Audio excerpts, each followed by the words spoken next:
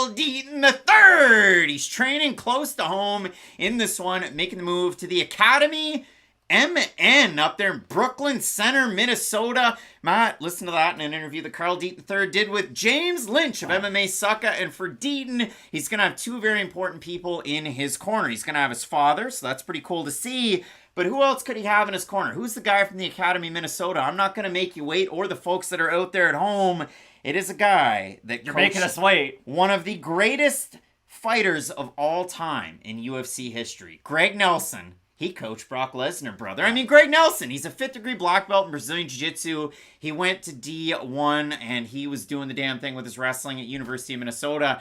And I can see that working out well for Carl Deaton. He said to James that he's been up there in Minnesota for the last 3 months. And Deaton's one of those guys that bounced around between gyms. His last time out on short notice, he was training out of Syndicate. Before that, a little bit of time at ATT. So I'm really eager to see who the fans have in this matchup, because for Deaton III, he gets put in on short notice. He takes on Joe Selecki, and you know what? Let's throw it on over to a clip. Let's do it. With old Carl Deaton III before that Selecki match. Carl Deaton III is a guy that a lot of fight fans on the U.S. regional scene probably already know. I mean, he's fought with the PFL. He's fought with a lot of different organizations, and his nickname could be a couple of different things. It could be Anishinaabe, which defines the indigenous populations that are native to the Great Lakes region. So very interesting from Carl Deaton III. But we once flew over the Great Lakes with one of your friends, and he thought it was the ocean. Yeah, he actually did. It was the ocean. That really did happen. I know. I just That's not a joke. But I flew over them last week. But for Carl Deaton III, it could also be CD3.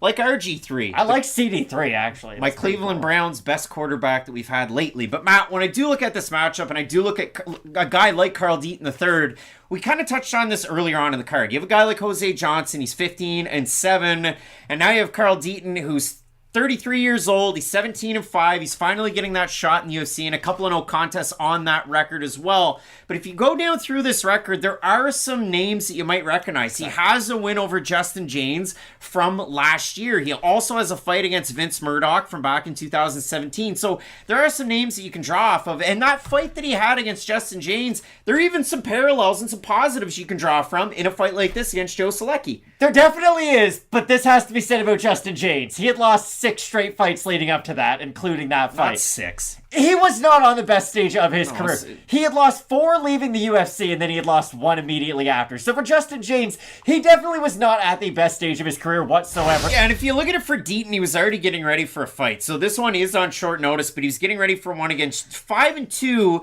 jackpot Jesse Smith at WXC 89. So that fight was supposed to be coming up this Friday. Now he gets an extra day to kind of cut the weight, get ready for it. But again, if you look at it for Deaton III, total combined opponent record out of all of those fights, the 24 fights that he's had as a pro, 186, 146, and 2. That's an average of 7 3/4 and 6.08. So the experience is what it is. It's against a level of competition. Again, as I mentioned, he fought with PFL. If you look at that fight against Alejandro Flores, he loses that one by split decision. I thought Flores did win 2 rounds out of that one.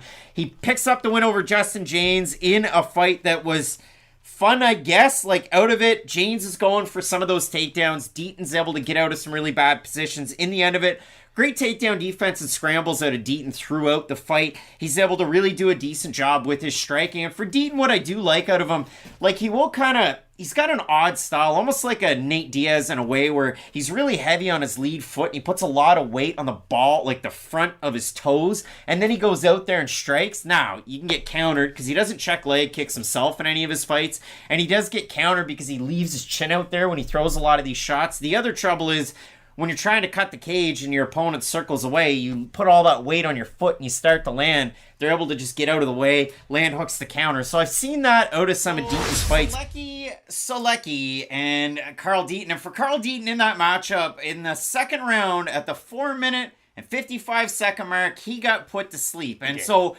for the entirety of as long as that fight went, and I will quote, 4 minutes and 26 seconds of control time in the first round, 4 minutes and 25 seconds of control time in the second round for Joe Solecki. He absolutely ground out Carl Deaton, who showed up on 8 days' notice, replacing Benoit Saint-Denis. That guy's on fire. So Deaton didn't look his best in that matchup, but again, as we kind of iterated there, Deaton's fought a similar opponent to Alexander Munoz in Justin James, and he made out well in some of those scrambles. So I'm eager to see what you made of Carl Deaton in this matchup where he's taking on Munoz.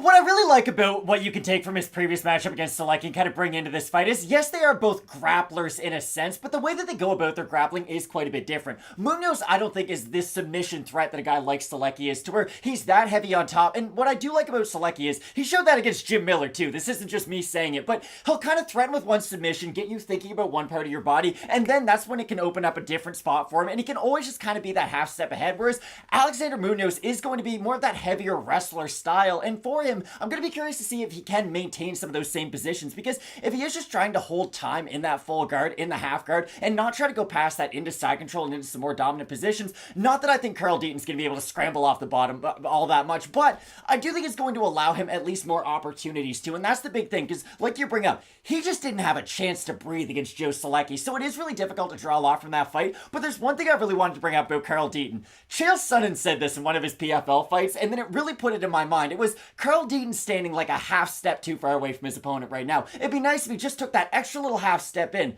Oddly enough, I think it could help him in this fight, because Munoz is a guy who can get caught from just charging in a little bit too far. He's not the best at jab, ducking under your feet. He's a big overhand so into exactly, a takedown. If Deaton is fighting from that kind of half step too far back, it might be normally seen as a negative, but oddly enough, this might be a matchup where it could help him in it. So Alexander Munoz looking to try and pick up steam, and where other coaches from Team Alpha Male have kind of really had a good job of late, and you think about Mike Malott, even though all of his success is tied to him training in Canada. Exactly. So that's a feather in his cap. If you look at it for Munoz, he did an interview with JHK, the All-Star, and it came out on July 6th, and I quote, "Unfortunately, I tore my ACL, and I've just been grinding trying to come back from that. It's actually the second tear that I've had," and he said he fought with a torn ACL in the past, and he was able to get a win in that matchup. He also said that he put on more muscle to build back the knee strength, and I quote, "I got up to like 200 plus. Wow. I think I was like 205 at one point."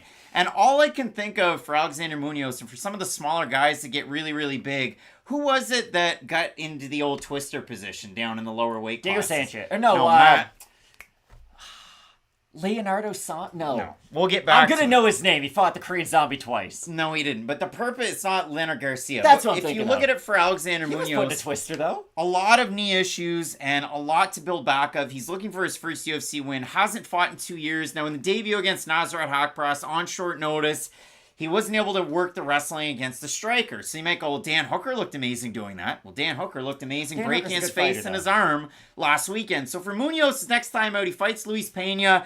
I mean, it was a split decision loss, and you had Sal D'Amato and Rick Winter scoring the second and the third rounds for Pena, but you could really make a case that Munoz was able to get the win in that one. And if you go all the way back to Dana White's Contender Series 2018, Munoz was able to out-wrestle the wrestler, Nick Newell. So a big win there for Alexander Munoz. If we do have a look over on Topology at this one, Matt, for the total votes in the matchup, again, you haven't seen Munoz get a win in years and years and years. And if you look at it for Carl Deaton, the much more active, much more experienced mixed martial artist, Munoz is the favorite in the matchup. We have a look at those Topology votes. I'm going to say over under 70% Munoz in this one. I'll say over. I say over, and it is over. 1,138 total votes. 77% Munoz, 88% by decision. For the 23% that have Deaton, 75% by decision. Donnie Dimes going with Munoz. Who do you have in this one? It's a weird fight because if Munoz wins, it probably won't be the most aesthetically pleasing fight. It probably will be a lot of that top control, a lot of that pressure, because